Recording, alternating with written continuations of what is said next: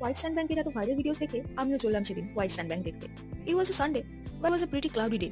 The sun was a little tired that day. Checkpost পার করে আমরা চললাম সেবকের পথে। ঠিক এই জায়গা থেকে আর একটু বেশি ঠান্ডা লাগতে শুরু করলো। এরপরে আমরা পার করলাম বেঙ্গল সাফারি, যেটা পড়বে হাতের বাদিকে। সামনে যেতে দেখতে পেলাম বেশ লম্বা ট্রাফিক জ্যাম। ফেরার পথেও জ্যাম কিছু কম ছিল না।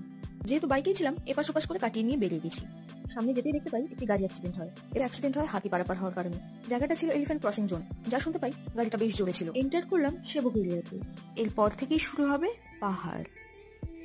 হাতে ডান দিকে পড়বে হনুমান মন্দির, এরপরেই হাতের বাঁ দিকে পড়বে সেবকালী মন্দির। এখান থেকে প্রায় 3 মাইল দূরে আমরা পাবো হোয়াইট স্যান্ড ব্যাংক।